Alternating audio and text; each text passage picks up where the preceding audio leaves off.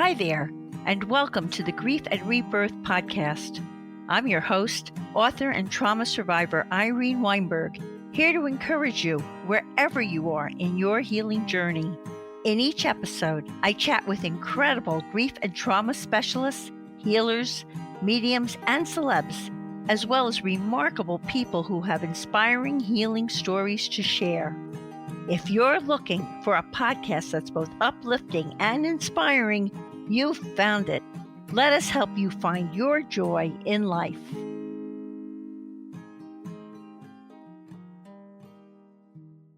Hi, everyone.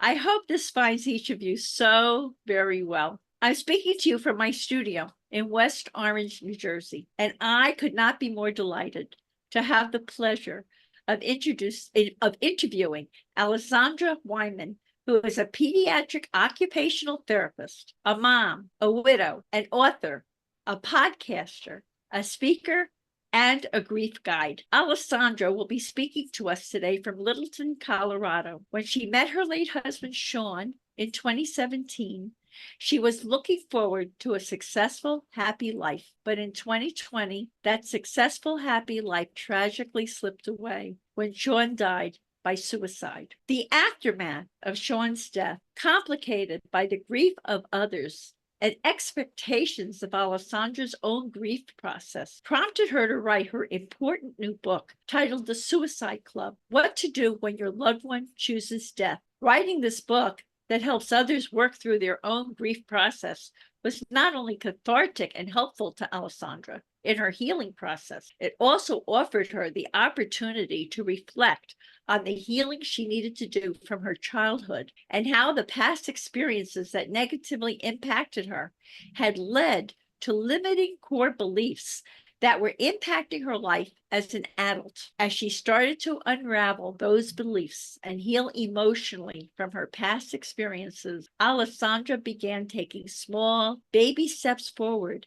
And now she is actively helping others start to take their own baby steps towards healing and finding joy again. I'm looking forward to talking with Alexandra about past experiences that led to limiting core beliefs, how negative core beliefs impacted her life as an adult, Alessandra's journey of mourning and healing after losing Shawn, the need to change the rhetoric around suicide, and much more for what is surely going to be a very moving and insights-filled interview with a highly authentic, inspiring woman. Hi, Alexandra. A heartfelt welcome to Grief and Rebirth podcast. Oh, hi, Irene. Thank you so much for having me today. I'm just really looking forward to our conversation. It's such a pleasure. It is. And we have a lot of commonality between us because we both lost the loves of our lives, and we've taken what's happened to us and we're making lemonade out of the lemons. We're helping other people with it, right? So exactly. It's so much, so rewarding in a way. You hate to have gone through what you went through, but now you're sort of on the other side of it and you're helping other people with what you've learned. So I want everyone to learn about you because you've got such a wealth of wisdom to share with everyone. So let's start from the beginning. You want to describe your childhood to us and the healing you later needed to do as a result of your childhood? Yeah, absolutely. So I'm the youngest in my family. There's three of us, and my father is a Russian Orthodox priest. So, wow. My big fat Greek wedding, that's usually where people kind of get that connection. So we moved around quite a bit with different churches or parishes that he was supporting. And that in and of itself is just a tough environment to be in. And additionally to that, my mom struggled with some substance abuse and alcoholism. So she, did go through rehab and was in recovery. But there's a lot of dynamics that come in through that. And for the most part, I'd say I excelled pretty well in school. I was involved in sports, got into a decent college, and I think it wasn't really, I'll say, as you mentioned, this is a tragedy to lose my husband the way that I did. And yet at the same time, it has taken me a while to come to terms with the gratitude I have towards the amount of healing I've done and needed to do since then. And in doing that, I've really reflected on some of those dynamics and things that came up in my childhood. So for instance, one of those core beliefs is a people pleaser. I learned very early on that I was to ensure that I did not rock the boat, that even I was constantly being monitored. It's just something, a dynamic of being in a church, being the priest daughter. People are monitoring. What are you wearing? How are you behaving? People always have an opinion. And seeing you as a reflection on him. So there was even more probably pressure on you that you had to be this perfect little kid, right? Exactly. And you touch on the perfectionism that comes out, hence the good grades. And so it ends up being like, oh, these experiences are so uncomfortable. What can I do to avoid them? And I can try and strive for that perfectionism. I can be that people pleaser so that I stop really understanding what opinions I have of my own.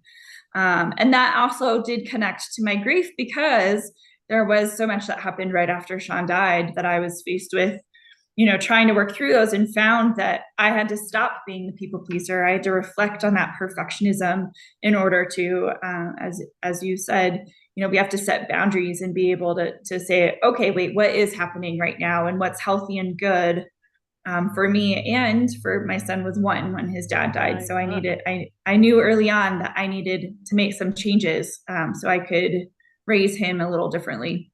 You were very wise, because a lot of people would just be attached to whatever they learned, and you were already thinking that what you learned was not going to be helpful for what you were going through. You were starting, sounds like you needed the help to do it, but you were starting to separate out from some of those dysfunctional, negative, toxic messages you'd been getting, right? That and I had a similar experience for my own dysfunction in childhood too. So let's talk about how you met Shawn and describe your relationship with him. How old were you when you met him, Alexandra? Oh, good question. I was 35.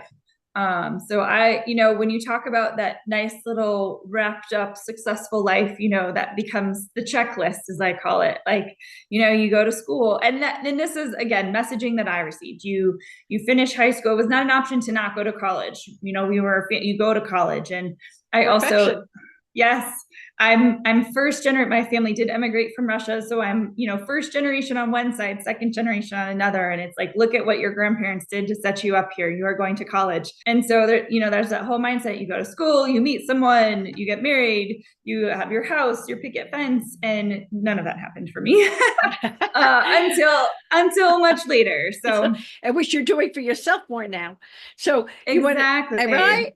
I mean, so tell us about that tragic day that Shawn died of suicide, and what the shock that was for you. Yeah. So Shawn and I had kind of a whirlwind romance. So we met each other. It was like love at first sight, total soul connection. And it was just everything kind of came together really nicely. We started having our house. We found out we were pregnant all around the same time we got married. And then I just want to be clear there. You can't, if you want to look for signs, you can. I'm a believer that with suicide, there really aren't signs, because you can take 2 people who are feeling or going through the same thing, and one may end up dying and the other one may not. And sometimes there can be things, if someone says, I'm contemplating suicide, obviously that's a sign to get them help. But someone saying that does not mean that that's how it's going to end. So there weren't really any signs. It was during COVID. There's just a lot of pressure, a lot of stressors going on. And Shawn had been at his best friend's birthday party the night before. And I'm pretty open. We did have an argument. I thought he was coming home. He was staying out, which I think a lot of arguments just come from miscommunication. And so I stayed home with our son. And the following morning, he essentially went missing. And it was went missing for about 6 hours. So he had sent me what I consider to be a goodbye text first thing in the morning. And I frantically there's something in me that just knew. I just knew what was happening. And so I spent that time trying to get in touch with the friends he was with the night before. I'm not a very technological person, even though technically I'm like at the beginning of the millennial generation, or whatever is supposed to be correctly used for that generation now. And so I never thought to do the ping where I could track him at any point in time. We just didn't do that. So I was trying to find that. Eventually was able to figure out where he was. He wasn't at home. And then he did reach out to a couple people basically to say goodbye. And about 2:30 that afternoon. I just collapsed on my kitchen floor. I didn't have any contact from him from that original text, but just had like collapsed, and I just started screaming, and I said, I just know he's gone. I just do. I can't tell you how. And it wasn't until an additional 4 hours later that I was actually informed that he had died 1 minute prior to when I collapsed. Wow. Wow. Yeah. Wow. Wow. That was a big message. That was a huge Mhm. message. Yeah. Can we ask how he took his life? He died by a gunshot wound. Wow. Okay. Yeah. Wow, how painful. What are the past experiences from a young age that led to Shawn's limiting core beliefs that he would take his life? And I know there's neuroscience-based research that says something about the important messaging we get from ages birth to age 7, right? Which I've heard many times, give me a child to age 6 or 7. So what had happened to him that would slight argument with your wife and now all is lost and I'm going to take my life? What were some of those, what had happened to him? Yeah. And I can only speculate. But I do know that at a young age, Shawn's mom had left, and she had subsequently, met someone else and started a new family. And I don't know the details, but I know that he didn't have much contact with her after that. And so his dad was left as, a single parent with 2 kids at the time. And he did talk about some of the difficulties that he had, and just dealing with some abuse, like, emotional abuse, potential physical abuse that he endured. And again, I don't know from where. I don't know who it would have been in his life. He didn't necessarily disclose that. But what I can say is, what I speculate now is with all that going on, there wasn't really any teaching or guidance on healthy coping skills, how to come back and repair that, how to be able to find ways to work through that. And so instead, Shawn internalized it, and he took all of that on. And everything that was happening, he just took that. And as kids do, this is a very natural thing for kids to take on, that it's their fault. I go through this with my own son now. Like him thinking through that it's his fault that his dad is not here. It's a natural thing. And it takes a caregiver to come back and say, no, that's not the case. And so I'm a believer that and the culmination just of other stressors that continued and not being able to really manage or work through. I don't think you can get rid of stress. I get a little frustrated when people out there are like, just have to get rid of you can't get rid of your stress. Life is stress. To be alive means that you're stressed. Right? Exactly. So how do we have those tools, which is exactly what you're doing, Irene, now, is you're providing a tool for people for how to manage their stress and work through that. And so he didn't have that foundation. And I think it just became that everything came up and he couldn't outrun it. And that emotional pain, which we can't see, was high enough that it just seemed like the one way that he could end it was to end his life. It's so interesting because it feels like he was so invisible to not only his mother, but his father in many ways. And so the way he coped was by taking his life to become invisible again. That's actually a really good point. And I think, one of the things that I found and have grappled with is this idea of being broken. And it's like, Shawn and I talked about, and prior to this, right? Again, we all have stressors. So what do you need to manage your stress? Is it exercise? Do you need therapy? Do you need more social time? What do you need to help manage that? We all have certain things that we can do. And I think there are certain methods or strategies that Shawn and I talked about just for management. He inevitably would come back and be like, well, what's the point? It's not going to work on me. And I think that there's that internalization of being broken or not enough, where nothing's going to help. I can do that, but it's not going to work, because I think he believed that something was like almost structurally wrong with him. Which obviously I didn't believe that. Others didn't believe that. But you can't, I heard this recently and I love it. No amount of outside love can ever overcome the decrease of self-love, the lack of self-love. And so I think that that's kind of where he was. That's so sad. And the other thing and I've known a lot of people who have his attitude, and they're in a swamp of suffering their whole lives because they believe that they can't help themselves. But I have found that it's really a choice, and it takes a lot of courage, because when you go to therapy or you go to to get healing, it means that you're going to, in some ways, see ways that you need to change the way you're thinking about things, or the way you're tackling things, or the way you're processing things. And that takes a lot of courage and a lot of work to change those patterns, right? Oh, yes. You have to be very open-minded to it. And especially as you're seeing with the neuroscience behind it, I mean, our brains are wired to take more negative experiences, and it becomes more ingrained than positive experiences. So why is that? Do you know why that is? Wow. I don't. I mean, neuroscience is kind of my hobby.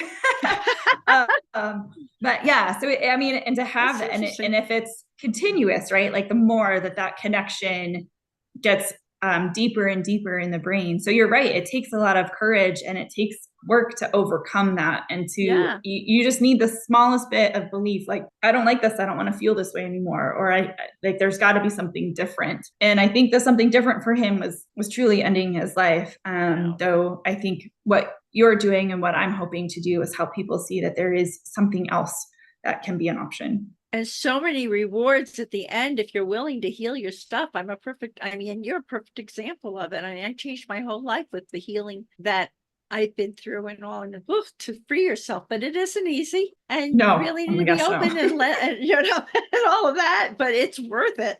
So I know that you talk about that there are ways that the aftermath of Shawn's death was made more complicated by the grief of others. Can I surmise that came from his original dysfunctional, those original dysfunctional people in his life who decided to displace their stuff onto you? Right. Yes. The crux of it did. Yes. So there were a lot of things that I discovered after the fact, but I'll say this, like day zero, the day that he died, is when things started for me. And it did take about 8 months before I kind of was able to really realize it. And so my grief process, and my therapist helped me understand this, because there are times where I'm like, why am I not farther along? Why am I still struggling? And we'll get kind of into that a little bit more later. But yes, there's this thing about suicide where you can't blame the person. Like, it was his choice. At the end of the day, it was his choice, but it must be like what drove him to that choice, and it must be the wife. And I've been on the opposite side where I have heard other people who've lost their son who have themselves blamed the wife. It must be the wife who did it. And that one's hard for me to hear, because I'm like, no, contribute. Sure. There are absolutely stressors within our marriage that probably contributed. There are also other relationships that would have had the same stressors where it didn't end this way. So it's hard to say, yes. But it was easy to blame me. I was there. It turned out that there were other individuals involved, family and friends, who didn't like me. I did not know this. And so it became, how can they preserve Shawn to the best of their ability while trying to get me out of the picture, keep my son there, as you mentioned, like there were whispers about wanting to get custody of my son. There were lawyers that ended up getting involved. There were questions about, oh my God, house. And then with everything else you're going through now, you have all these financial problems also, because you have to get lawyers, you have to represent yourself. I mean, oh, how terrible. Yeah. And they wanted to take your son away from you. There was a belief that if I was still his mom, if I was allowed to raise him, that I would not ever share anything about Shawn with him, and that only this group of people would share about Shawn. Which, again, all of these things, like for your listeners, right? If you're listening to it, that's ridiculous. I'm like, but this is the ridiculousness of grief. This is what happens when people have a massive loss. And it doesn't have to be by suicide. When there's a change or shift, or it's like we can't maintain control of our emotions. And especially if we haven't been taught how to handle our emotions in a healthy manner, this is what happens. The ugliness comes out. The grasping for control, anything to help us feel like, for whatever reason, these people felt that if they put their time and energy into trying to stop me and to get on social media and do a whole campaign against me, that somehow made them feel better. Oh, absolutely. Yeah. It was horrible. Amazing how unaccountable people are for their part in anything, and how they love to displace everything. Well, I have sort of a real short little story about that too, because when you talk about your husband died by suicide, but I have been married twice, and in my first marriage, I had a terrible first marriage, all kinds of problems. But anyway, when I finally went to divorce my ex-husband, my son was very little, and I mean, he was like a year and a half old. And my in-laws had given me all their, to me, it was ugly French provincial furniture that filled up my house, but at least I was very poor and it filled up the house. And there was even a piano there, which I thought was really wonderful because music ran in my family. All of a sudden, I make the moves to divorce this man who's abusive to me and all these things that are going on. And a furniture truck without announcement rides up to the front of my house. And these men get out and they have been paid to take everything the in-laws ever gave me out of that house, which I didn't even originally want. But why were they taking that piano away from their little grandson? I could never understand that, but it's the same thing. They were punishing me. Yeah. And it reminds me of like, right, hurt people, hurt people, right? They were hurt. So you've got to hurt Irene because look at what you're doing. You know, it's that tit for tat kind of mentality. Yeah. Well, I'm hurting, so I need you to hurt just as much as I'm hurting. Yeah. And it's not healthy and it's not helpful. It is a reality of lots of situations. And I think what was especially hard for me is that we lost a whole bunch of family. Like we literally lost access to family and friends in just that instant. And it wasn't just the loss of Shawn. You know, there's so many losses that come with it. There's a loss of Shawn. There's a loss of who I was with him, what our life was like. We were trying to expand our family. We were hoping to get pregnant with our second child. You know, there's all of this mourning. And then in addition, there's a whole line of family that to this day I won't have contact with.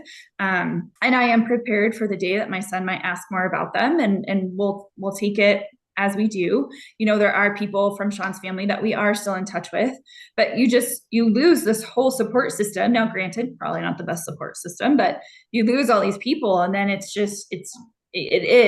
was a lot. I will say that it was a lot, and it took me a while. You were pummeled. Yes. I can totally identify with that because I lived through my time of being pummeled also two times in my life. So exactly. Right. So I know that you talk about in your book and all, but you talk about 3 stages of grief: shock and awe, now what, and finding the collateral beauty, which comes with acceptance. Can you teach us about that? What about each of those stages, Alexandra? Absolutely. So the shock and awe is the immediacy, the acute stage of losing someone.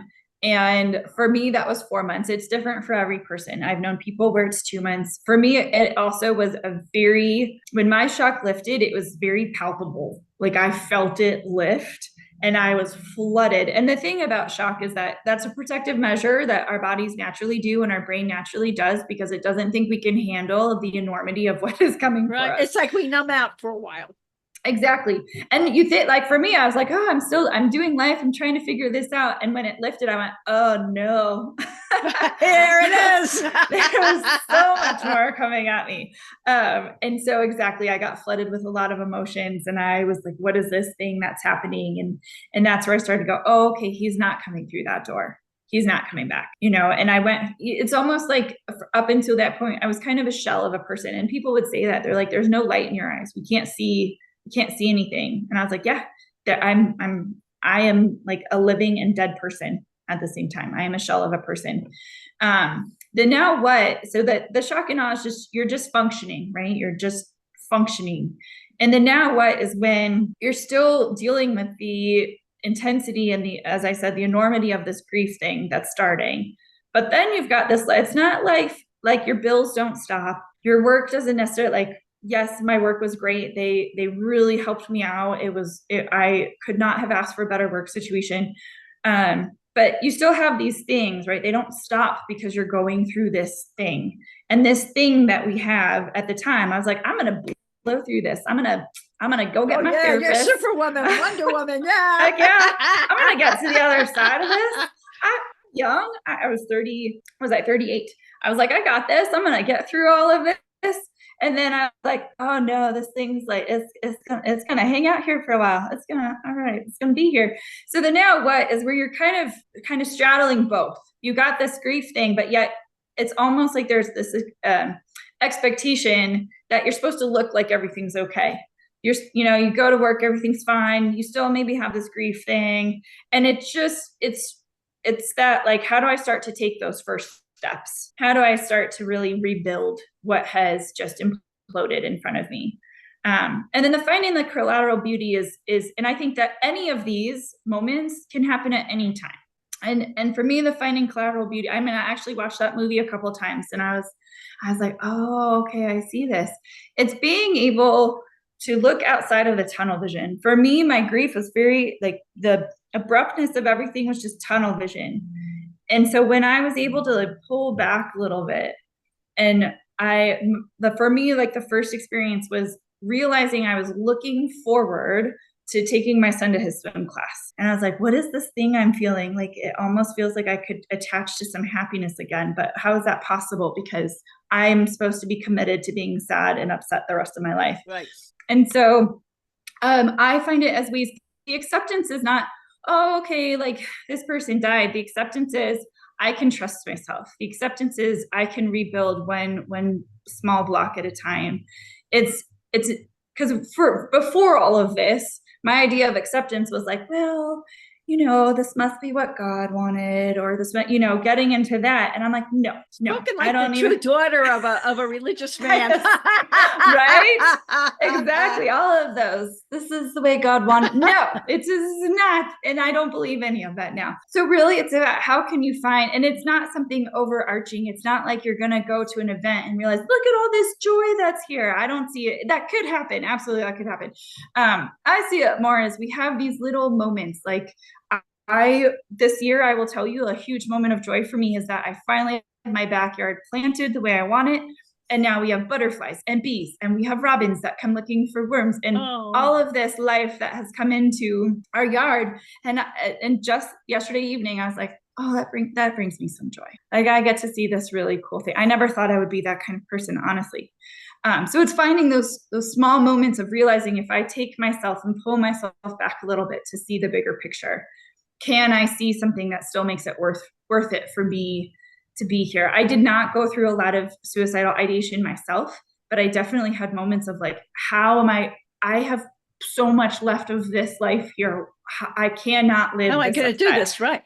Well, I liken it to, I totally identify with everything you're saying. I liken it to, if you look at your life, it's like a domino board, and you've got all the dominoes lined up in your life. Then someone dies, or something happens to you. It's like throwing all the dominoes up in the air, and they're landing everywhere. And like, how do I pick up all these same pieces of my life, but they're all in a different order, and they're all screwed up? Wouldn't you identify with that?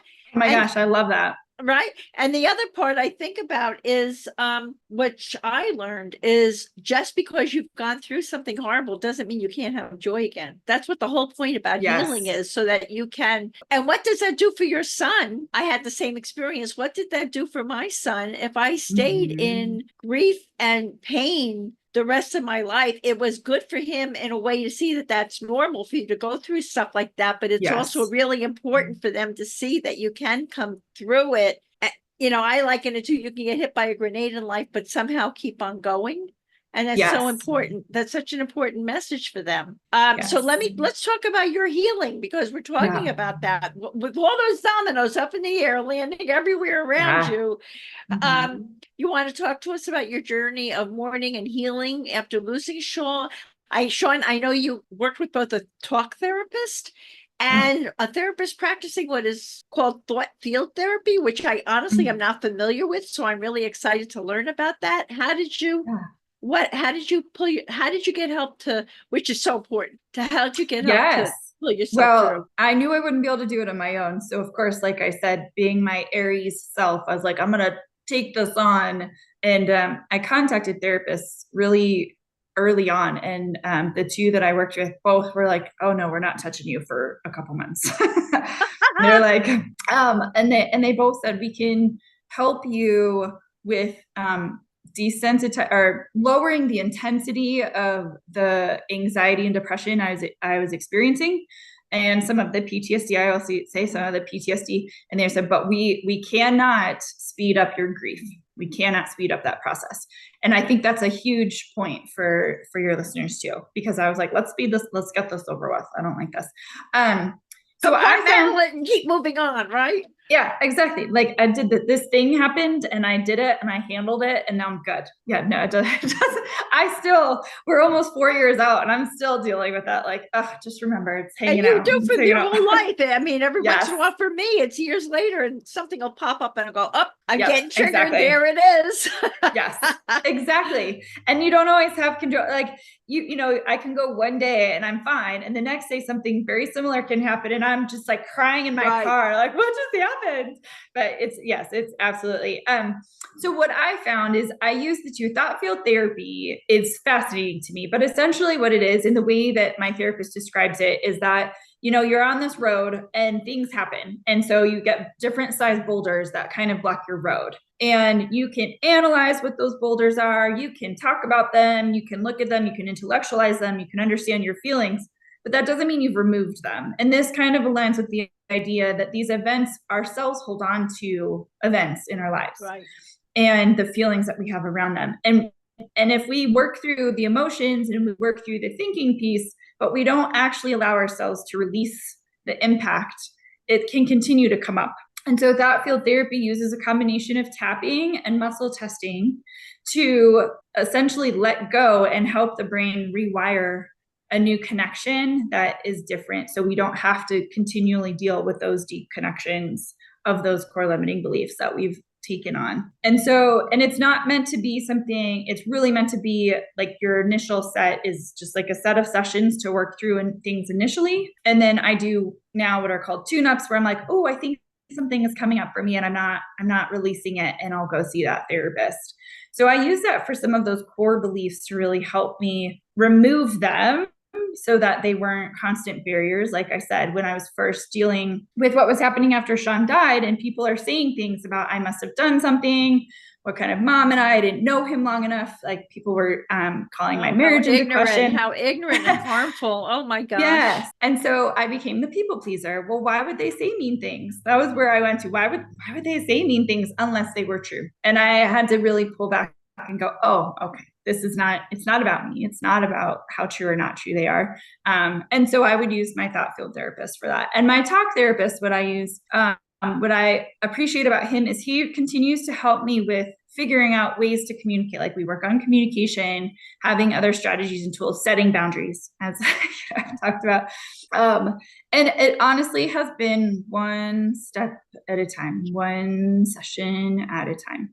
And sometimes I'm just venting and crying, and sometimes I'm able to actually access. But I do believe that it's helpful to have someone, and mine is a specific grief therapist, which I do think from my journey was important, because he understood that some of what I was experiencing and helped me understand it was not always about me. It was a reflection for the other people on what they were dealing with, which was very big for me.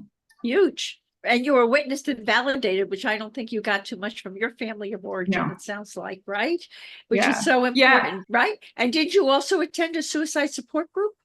I do. Yes, I did. And I still do. You did it all. You know, there is something to be said, because at a certain point, and I don't know, Irene, if you went through this, I've met quite a few people who after a loss have gone through this, where people are available. And for me, people were available, I'd say, for about a year. They were bringing meals. They wanted to know how to help, right? The food is always the thing. It took me a while to be able to say, I don't need to be fixed, right? People wanted to fix me, wanted to fix my son, our situations. We don't need to be fixed. This is just something that we're going to continually work through. And so what I found after that, though, is that people just kind of, they went back. And even now, like even some of my own family members, they'll bring up Shawn when it gets close to his anniversary. And then otherwise we just go back to our regular lives and we don't have to think about him because it's not his anniversary. What I found with the support group was it was the first time I could just walk in and I didn't have to explain anything. I didn't have to say anything. Like one of the facilitators and since Shawn died during COVID, I initially went virtually. And the first time I was in person, she's like, I just want to give you a hug. And it was the first time that I had a hug where I felt completely 100% that she was just there for me. Because I think sometimes people want me, this is more the pressure I put on myself, that I feel that people want me to comfort them, to let them know I'm okay, right? Like, I'll give you a hug, but really I'm supporting you and knowing I'm okay. Because they're uncomfortable with what happened. They Exactly. don't have the language or the tools. So it's so convoluted because they're looking towards you to comfort them, because it's making them uncomfortable and they don't know what to do. And that's why a lot of them leave your life sometimes, which I've experienced also. They just, they can't deal with it. And this support group has become like another type of family for me. Like, I can say the same thing every month and they're like, and they just let me be, right? They let me work through it at my pace.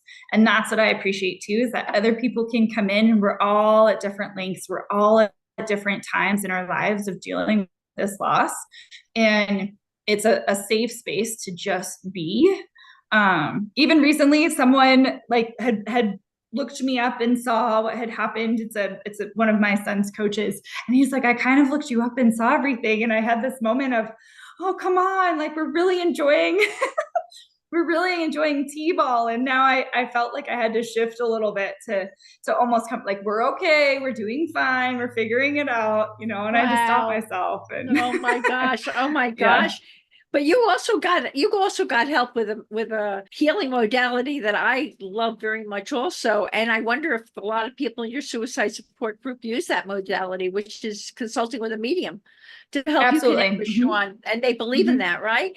So Shawn how much after the suicide did you connect with Shawn through a medium? So initially, and I've done it several times, and honestly, we have 2 local mediums here who both lost partners to suicide. So they so they also are huge supports of our support group, and they'll come and they'll do readings for people within our group, which was really amazing and healing. The first medium that I consulted with was about 4 months after he passed. And I have been guided that maybe that was too short a time. I don't really know. I don't know what the amount of time is. I think it depends on the soul on the other side, because my husband, I communicated with him. It was 2 months after the accident. He came through like gangbusters. I think it depends on the healing they're going through and what's happening to them on the other side. I agree. And so that was the first one was really hard because I was still in the throes of everything going on here. And so I was just still trying to understand, what I had experienced, what he had experienced, how I was going to work through all of this. Since then, I have consulted a couple mediums again, and it has been different. And it's he does come through, and every time they're always like, oh, he's the life of the party. It's like the same thing every time. He's the life of the party. He's a jokester. He's like elbowing other people out of the way to make sure he gets through, kind of thing. And I'm like, oh, that's how he was. Yeah, it's definitely his personality. How it's him. So what has he said to you about what happened, and what wisdom has he brought through to you in his communication? That's such a good question. And so initially, a lot of it was just helping me understand what it felt like for him to have all of this stress. And again, he's internalizing it and just felt the weight of the world. And he didn't want to perpetuate ancestral patterns. He didn't want to he had fears around repeating patterns that he didn't feel like he could break, and didn't want to do that to me or to our son. And then as time went on, he's just been very encouraging. I'm here with you. Sometimes he comes through and it's about dating, which cracks me up. He's giving you permission to date. They're not jealous over there. I get the same messages. No, they're not at all jealous. And how he's gonna help me find someone. And it just kind of he's like, I'm gonna be the gatekeeper. Just cracks me up. So I think it does change the more healing there is on both sides. Right. Because, and I've heard this, the more that you're impacted by some of the sadness and the grief and it weighs you down, the harder it can be to connect. But then the more that you can have those healing moments. And sometimes I'm like, I know I can connect with him. I do get those signs. And sometimes I just want that translator for me. And I'm like, can you just tell me how things are going? I am the same exact way. I can connect. I know my husband's around me, but every once in a while, I like to get a validation or that second opinion or that second experience. It's very comforting, So this is another loaded question for you. What did you learn about the importance of boundaries during your journey of mourning and healing? And what boundaries did you have to set? And what happened when people would not accept these new boundaries? There is not a person listening to this podcast, I am sure, who doesn't have a need to create boundaries with someone and they don't know quite how to do it, and they're worried about if they do that, are they going to lose people from their lives? So and you might. So could you speak? Yeah. And could you speak to that, please? Absolutely. I mean, and that was something I thought I was okay setting boundaries. And this whole situation helped me understand, and this process helped me understand just how much work I needed to do on learning to set boundaries and to work through the fear over what is going to be the result of me setting boundaries. I've set physical boundaries before where I have said these people are no longer allowed in our lives. I've had to set emotional boundaries and just say there are certain topics that I'm willing to talk about and other ones I'm not, because this is not a safe place for me to do that emotionally. I've even had to set boundaries with myself of social media was a big one. It was really hard for me. When that's still like an activation for me that still comes up is when I see really cute, cohesive families. And there's nothing wrong with that. There's nothing wrong with someone having this really cute family. It's just, it hits me a little bit because that's where we were going. Like that's what we were in the process of doing and growing our family. So for me, I had to just get off social media for a while and be like, I can't see that. It's not a problem with what they're doing. It's how I'm responding to it and reacting. Well, it was triggering you. It was triggering you. Yeah. Yeah. And making you very unhappy. Yes. And just continue to say, oh, you don't get this. You don't get this. But that people give you a really hard time when you set those boundaries. I mean, did they say things like you said, you can't come here anymore? I'm not. I mean, you must have gotten a lot of blowback from that, right? What are you doing? Yes. So I think, I had someone early on who said, you want to have a relationship with me, you have to come to me. And I was like, well, you're making this boundary really easy because the way you're treating me is not okay. Essentially, what I'll say is when I initially had to set a lot of these boundaries, I went to, what am I teaching my son? If I'm saying that it is okay for individuals to speak about me openly, to say things to me that are completely inappropriate and not okay, what am I teaching my son? Saying you can go hang out with them knowing that they are saying, I mean, someone made a comment very openly right after Shawn died that it should have been me who died and not Shawn while they were holding my son. Goodness. So it's like, oh my goodness. So that's what I kind of had to fall back on is like, what am I teaching my son about? Yes, exactly. About the people that we are around in order to help him understand what those healthy boundaries are. And yes, some people don't. I mean, I've set boundaries with my own family and sometimes I get pushback and I'm like, just don't. And I'm like, I just recommend you don't call my bluff on this. Like, I want to have a relationship. I'm just letting you know that should this continue, this is what's going to happen. Do these people know you're in counseling and all? Or you don't tell them? Do they? So does that give you a little reinforcement to say I'm healing and I'm in therapy and this is the path I'm on, whether you resonate with it or not? Does that help, or do they get more angry about that because they're losing more and more control over you? I think it's part of it, because I think what ends up happening is the fact that I'm healing in some weird way is intimidating or threatening. And so then it just, and I don't, I really try and sink into finding words. Someone early on said to me, whatever you're going to say, just make sure that you could stand behind that at any point in time. So I really try and be thoughtful about how I'm sharing things. Sometimes I don't tell people and it's not, it's when it's appropriate. I used to be telling people all the time, I'm setting a boundary with you. And it wasn't always necessary. So in my own process, I've had to learn like, okay, I don't have to set a boundary. I don't have to tell them about this, right. Here's when I can. This is just not okay for me. Yeah. I'll say for your listeners, there's a really fabulous book. The author is Dr. Nedra Tawwab, but she has I've heard her on podcasts. She has like a great way of explaining boundaries, how to do it, how to go about it. And it was very encouraging and empowering for me. That's wonderful to know. How do you spell her last name for people who want to look that up? I think it's TAWWAB. Okay. That's good to know, because boundaries is a big issue for a lot of people in the world. Oh my God. And I also want to ask you, you're a private griever, and then there are public grievers. Oh, yes. And so can you explain that to people? Because people don't know that you have different personality styles, and there are different styles to the way people grieve, and that's okay. It absolutely is. And oh my goodness, was I around a lot of public grievers.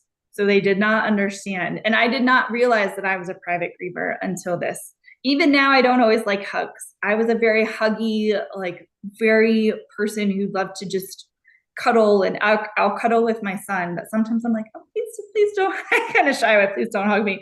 And so I found that it was just easier for me to be that at that level of vulnerability when I was by myself, and I could ugly cry and I could scream and I could just, be the, I don't know, like the ugliest form of all of this. It's not ugly to grieve. It's just for me to be that most vulnerable, where it would be so difficult for someone to see. My mom and my sister, I think, were in the house when I collapsed on the floor, and they were beside themselves when Shawn died. They just did not know what to do. And I could see how they were completely helpless watching me scream my lungs out because I knew that he was gone. And so, but then there were other people where, because I looked stoic, I just kept saying, hold on to it, and just wait until you're in a safe place. And so that translated to other people that I was unfeeling, that I didn't care that Shawn died, that I wasn't, because I wasn't grieving the way other people thought. It kind of reminds me of like all these criminal shows, like these investigation shows, where they're like, well, the widow didn't react the way we think, the way she should. And that was very much what this was. I wasn't crying enough. I even had someone tell me I was crying too much. And I was like, I just can't win with this. Just let me be. Let me be and grieve. How did you handle when you didn't want to be hugged? Didn't they take that personally? I mean, how did you? Some did. Yes, oh my God. Did. Yeah. I just appreciate there was some, word kind of got around, and then people would ask, and I would say that's okay. And really what I found is I was allowing people to hug me because I knew it was for them, but it wasn't really helping me, excuse me. And so I just found that I had to find words to just be like, oh, do you mind just not at this second? Like, give me a moment and then I can hug you, kind of thing. Or I would just create, space. I'd walk backwards from people to create. I can understand that too, because some of their energy was probably not that healthy, and you didn't need that coming in at you while you're struggling yourself. So maybe some of that depends on the hugger also. Right. That's true. That's so true. And tell us what you've learned about the need to change the rhetoric around suicide. Oh. And you have something to say about this comparison culture that we have too. Yes, because I think right now there's so much shame and guilt. And we have this idea around suicide. If you look at current suicide prevention, it like what I envision is we're all putting on capes and we're going to go save a life. And if you don't save that life, something's wrong with you. You did something wrong. Your cape wasn't right. You didn't say the right thing. You didn't smile at the right time. You didn't figure it out. And I wish we could shift that. Don't stop doing that. Smile at someone, check in on them, really care about, like, for me, I think I am a personal believer that prevention is really about connection and healthy coping skills. So connect with people, but do it for real. Enough of this division, enough of, you don't agree with me, so then we can't be friends. How about it's just, how are you? Because the one thing I've learned is life doesn't discriminate. I've had this horrible tragedy and I could have another one. I hope every day I don't, but I could. And instead of just life, it's just life. Exactly. And so someone helped me understand with the example of like an ocean. Life is an ocean and you're on a surfboard, and sometimes it's really nice and smooth and still, and sometimes you're in the middle of a squall and you've got your surfboard. And so you just hold on to that so that you can trust yourself, you can handle whatever happens. And so that connection piece is what I find is so important. And current prevention to me is a little late, because it's like now someone has already dealt with this stuff. It's not that when people die, it just came up. This is that things have been building for a long period of time. And this is the answer the person finally chose. And so that's where I'm like, let's go earlier. Like, let's help kids in schools. Let's stop cutting mental health support in elementary schools and add it. How can we provide more support to parents when they're dealing with emotions, especially post-COVID? So I just wish we could change this whole idea, because even if you look at, some of the leading websites that talk about the signs and they're like, oh, the person discloses they're going to harm themselves. I'm like, how often does that actually happen when someone actually dies by suicide? And it's not very much. So I think that's why I wish we could just shift from this idea of like, again, here's our checklist. Let's go look at our checklist and then intervene, versus saying like, just check in on each other and do it from a place of being genuine and just saying, I care about you. Right. Well, the other part about that is I really think that, aside from teaching kids their ABCs and how to count and everything, I really think that there could be would be very useful to have a class in emotional IQ and conflict resolution and all those things, because people grow up with thinking, being taught how to think and all, but not being taught the healthiest way to deal with their feelings or to deal with other people's feelings, so all that spills out on you. Let's talk about your new book. It offers comfort, guidance, and inspiration to make meaning out of loss. And from this conversation, I am sure our audience is saying, wow, there's a lot I can learn from this book, which is true. So what would you like everyone to know about the Suicide Club? What to do when your loved one chooses death? Yes. So the whole premise of this was I just felt like there weren't a lot of resources, and there were. I just didn't know how to fully access them. And I if I'm going to go through this, maybe I can help someone else go through it.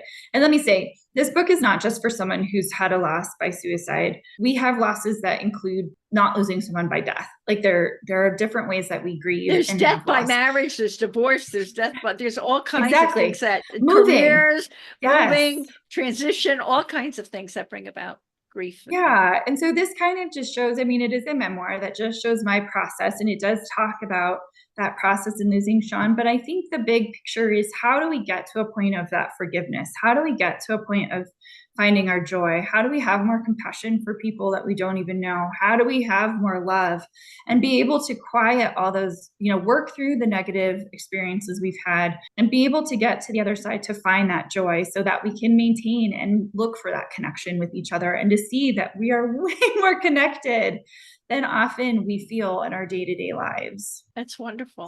That's wonderful. It's a really worthy book for people to get. And I know you're now a grief coach, and so how do you coach a person to take his or her first steps to work through grief? And do you coach both men and women? What does that look like for you in your practice now?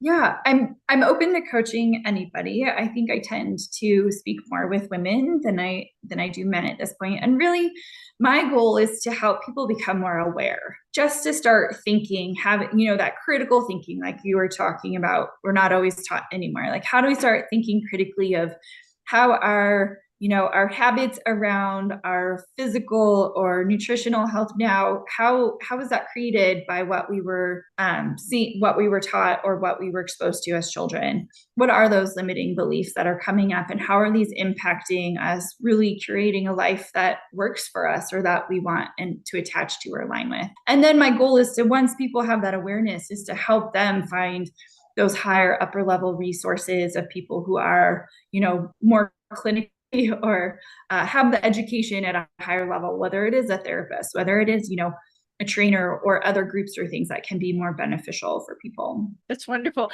And I know you have retreats. And so tell us about that, and anything else you'd like to share that people can avail themselves, so that you can help them or help loved ones that they have. Yes. So one of the retreats is around identifying one area of your life you'd like to change, and then kind of working through, what grief might be still hanging, like what grief needs to be worked through, or at least starting to work through, bring awareness to that, and to try and release whatever is that barrier, and to be able to really start to, again, get those tools and resources. I'm not a fan of guru culture, so I'm just another resource. How can we get more tools to work towards that? The other thing that I do is I partner with a yoga instructor, and we've created a whole system and program around attaching yoga to grief, and being able to work through those other losses that happen. And usually this is related to a loss by death, but it doesn't necessarily have to, but just how our life shifts and changes when we have that kind of loss. And then it's attached with certain yoga sequences and poses that are meant to help the body release that emotion. I know there's something called grief yoga. Does it have to do with so that? It's like that. It's not under the umbrella, like we would say that it's grief yoga, but there are like specific sequences that go along with that. This one we actually created from the ground up. So this was like kind of doing research and figuring out what areas of the body tend to hold our grief more, and then be able to release that. And do they have to do this in person, or do you do things online also? Preferably in person. We're still, the yoga and grief one, we're just starting to launch a little bit more. So we tend to prefer in person, but that's actually a really good point of being able to do that virtually. Do you do things virtually if they reach out to you for a private or something like that? Yes. Okay. Yeah. Okay, great. Okay. And I love this statement, but I'd like you to explain it to everyone. It has to do with healing. So please explain your statement. We cannot heal present grief until we heal past grief, and why it is important to work through our own limiting beliefs and core wounds to move towards healing, so we can stop, which we've sort of been talking about, perpetuating generational patterns, which even if, like in Shawn's case, he took his life, but the generational patterns could continue on. Yes. If you didn't create boundaries to protect your son from them, they could bleed right through into his life.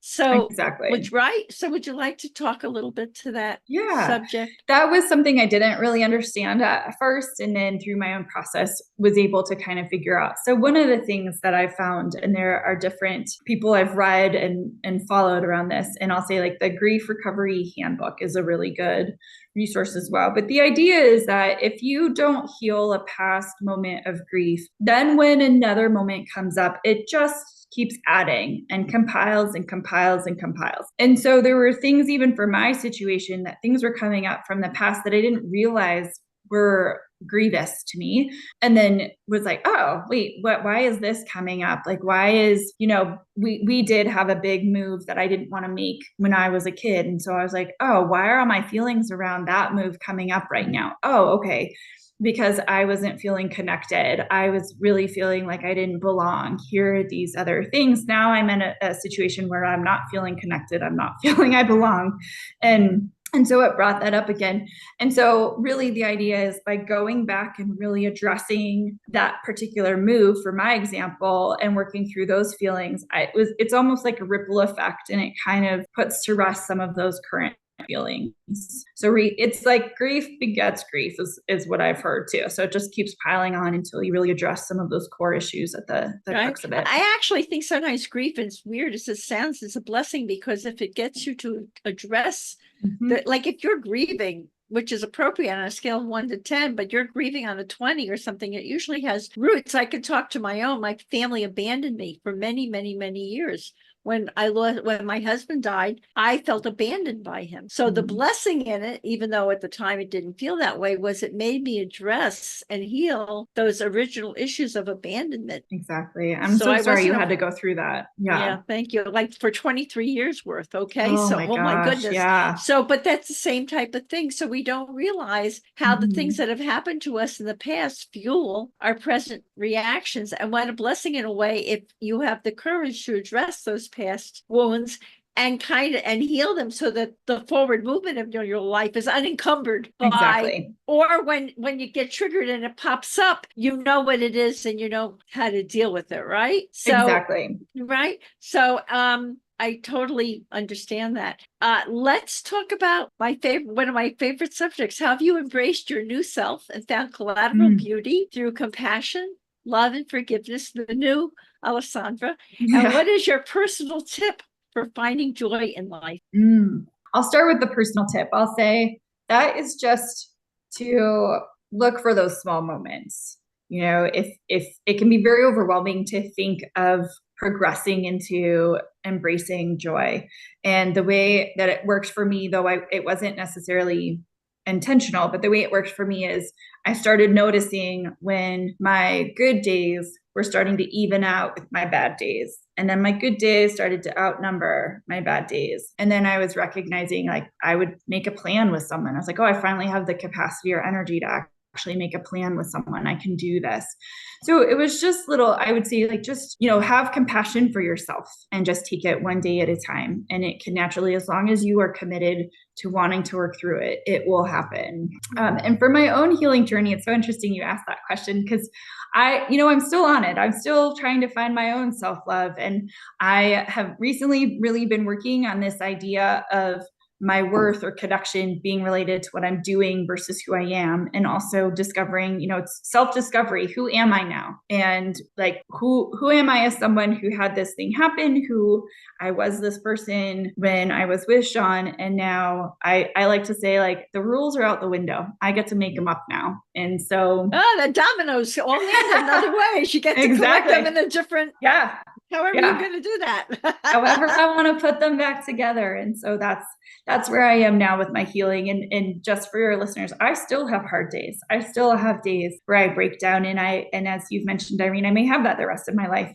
It's just about, being able to continue to putting one foot in front of the other, and knowing when I have one of those days that I can still get through it. I call it getting through the sledge, because as soon as you get through that sledge, the hard stuff, and you see how it feels on the other side, that to me, I'm like, ooh, I'm attached to that. So what do I have to do to keep feeling that joy and connection? And my spirituality has, that whole area of my life has been enhanced, and really trying to feel that connection with a higher source. And yeah, Have you been able to give yourself permission to be in despair sometimes, but also it's okay to have joy, or Yes. that you can do that? I definitely had a lot of guilt at first. Like I said, like, how can I be doing this? I'm supposed to be so upset. The love of my life has died. And then I realized, he is not in despair anymore. He is not upset anymore. The grudges that I'm holding on to, he's not holding on to. So why would I hold on to those? And that has really helped me. And like I said, there are those days where I'm like, oh, today I'm just gonna have to feel this and sink into this.